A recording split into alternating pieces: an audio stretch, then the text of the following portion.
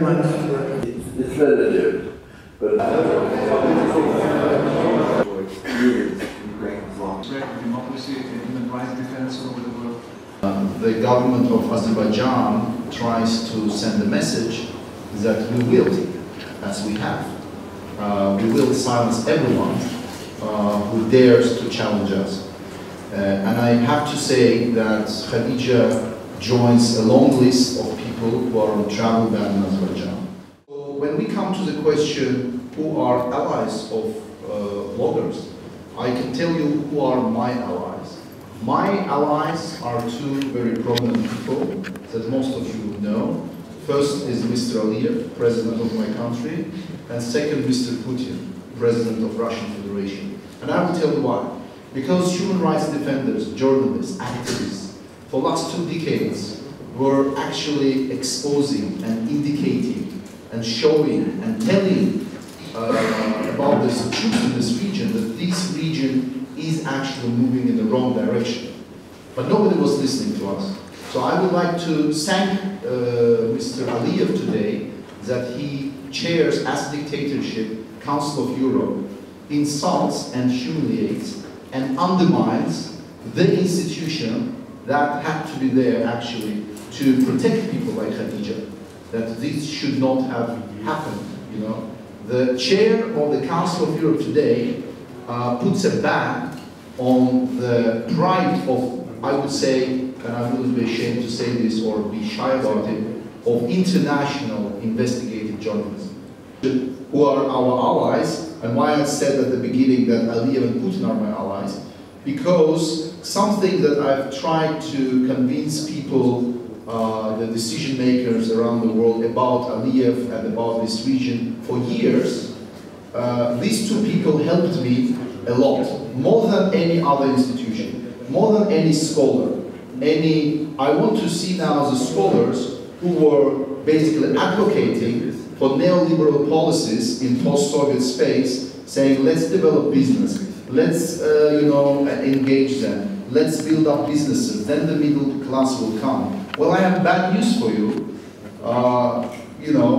This part of the world turns now in global security #1 for each of you. If you are EU citizen, if you are American citizen, like this is a real threat.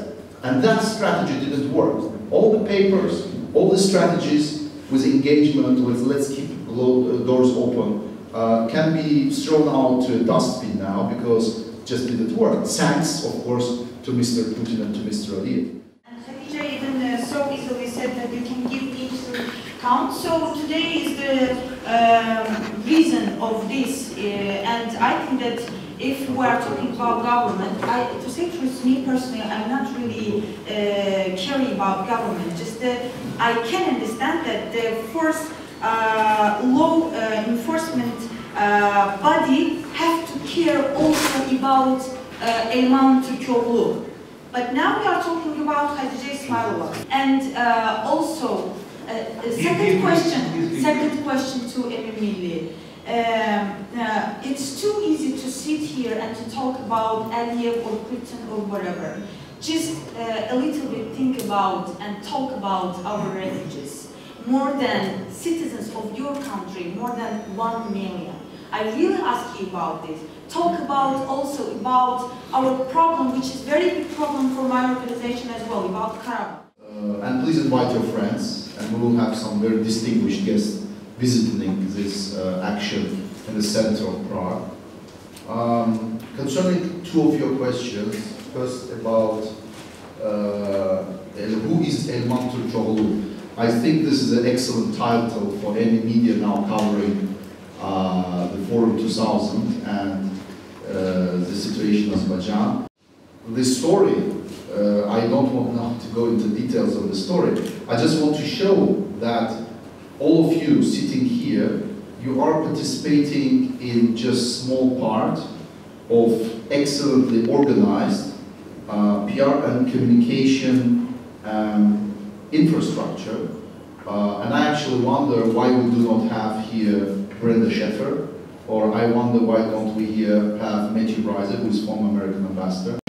All the people, the iconic German diplomat who led transition, but unfortunately become a person who basically participates in this PR and communication activities of our increasingly totalitarian government.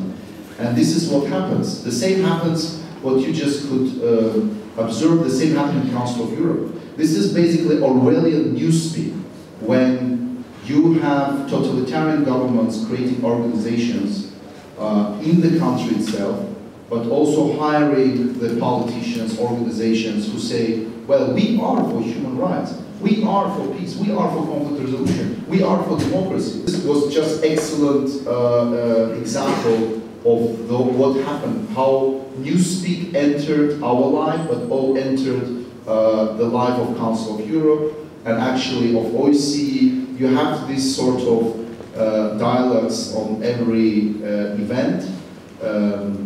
The second question, that do not talk about refugees and the Azerbaijan-Armenian conflict.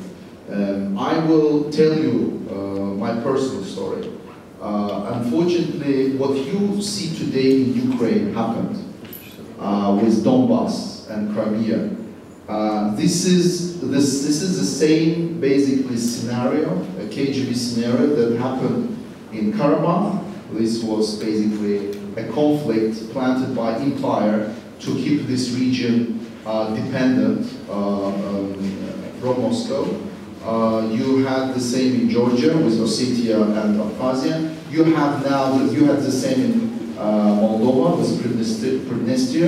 What we see today in Ukraine, that it was exposed so much thanks to technology, bloggers, new media, the entire world could see what was happening in Ukraine. This is exactly how this conflict was engineered between Armenia and Azerbaijan. So I don't believe in nationalism, I don't believe in all these big words. I think that it has been organized, it has been funded, the weapons have been provided to both sides, and of course the Aliyev and Sargsyan, they are using this conflict to keep themselves in power forever.